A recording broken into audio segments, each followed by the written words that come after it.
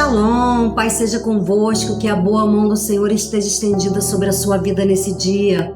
Queridos, a palavra de Deus vai nos dizer que quando Elias convocou o profeta de Baal e os profetas de Azera para subir até o Monte Carmelo, e lá ele desafiou, fez um desafio.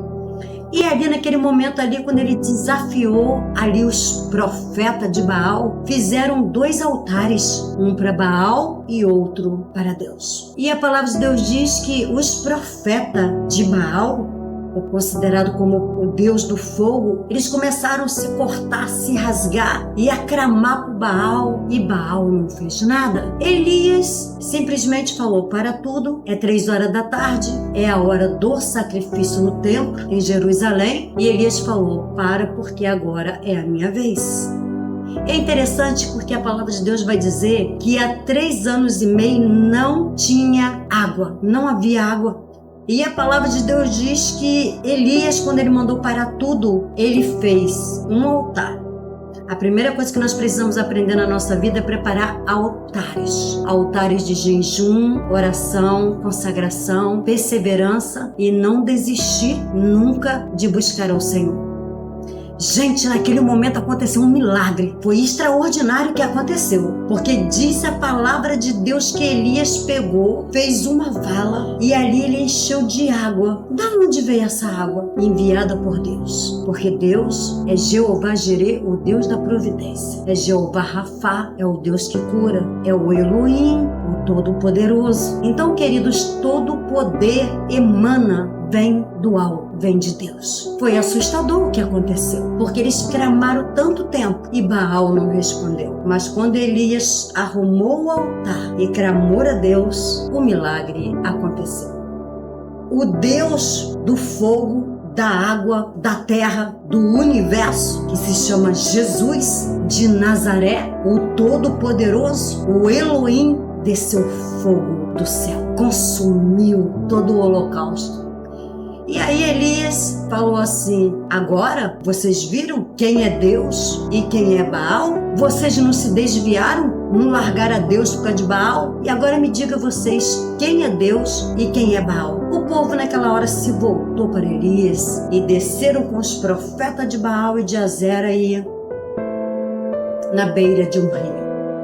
Elias está todo feliz. A palavra de Elias, querido, as palavras de Deus na boca do profeta era verdadeira. Não tinha nada que Elias falava que não acontecia. Ele realmente era alguém que tinha uma vida, tinha intimidade com os céus, com Deus. Deus falava diretamente com Elias e Deus fazia milagres extraordinários através de Elias.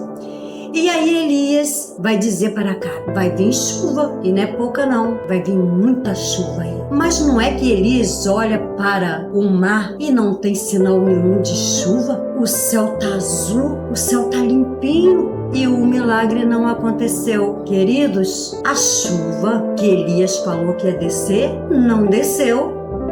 Elias não se desesperou. A palavra de Deus diz que Elias foi orar. E diz que Elias, ele orou a primeira vez. E olhou para o céu. E olhou para o mar. Não tinha sinal de chuva nenhum.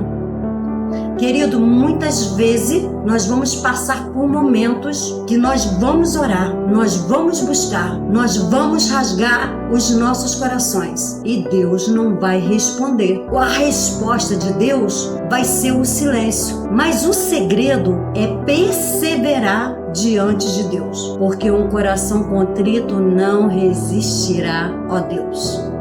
Elias volta pela segunda vez e aí o milagre também não veio. Cadê a chuva? Não tinha. Então ele mandou o moço ir e ver. Olha lá, corre lá. Não tinha sinal. Elias voltou a orar pela 3ª vez e orou a 4ª, a 5ª, a 6ª. Na 7ª vez ele viu um sinal no tamanho da mão de um homem. E esse era o sinal. Não era um sinal qualquer. Não era uma mão qualquer.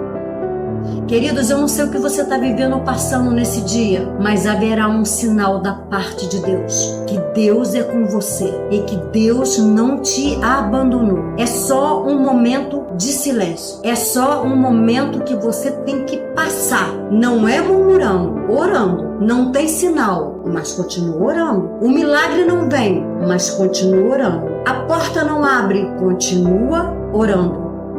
Você chora, as lágrimas descem e você se sente até abandonado por Deus. Mas Deus não te abandonou. Então o segredo, o meu segredo, o segredo do crente é permanecer em oração diante de Deus.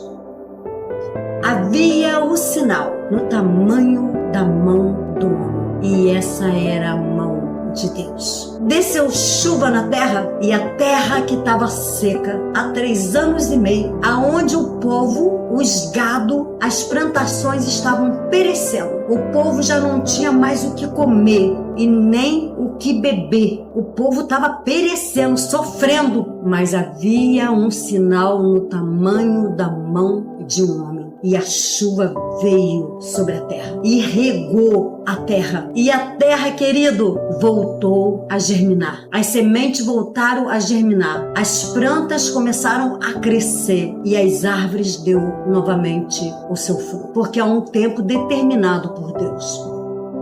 E eu quero dizer para você que é um profeta da parte do Senhor, que tem orado, tem intercedido, tem buscado, mas o milagre não acontece. O que fazer? Perseverar diante de Deus. Elias fez tudo isso e de repente, depois de todos esses milagres, todos esses sinais, todos esses prodígios, Jezebel falou: vou acabar com Elias. E Elias, querido, fugiu.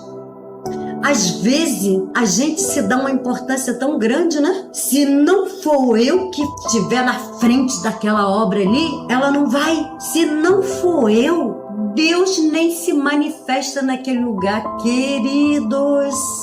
Se não é Deus na nossa vida, não acontece nada, porque tudo emana do céu.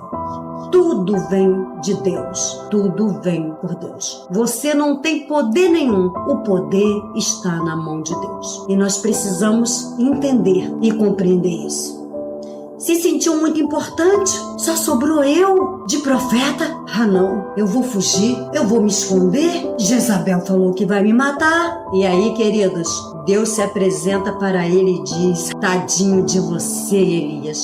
Você não é o único, não. Teve 7.000 que não se dobrou diante de Baal. Eu só te escolhi para fazer esses milagres. Mas enquanto você fazia esses milagres, Elias, os 7.000 se dobravam, os 7.000 oravam, os 7.000 buscavam. Até um servo, Elias, alimentou os profetas. Queridos, que nós não viemos nos sentir importantes diante de Deus, porque grande é o Senhor. O poder vem do Senhor, a graça vem do Senhor. A cura vem do Senhor. A libertação vem do Senhor. Tudo vem do nosso Criador. Você não é importante. Importante é o Senhor.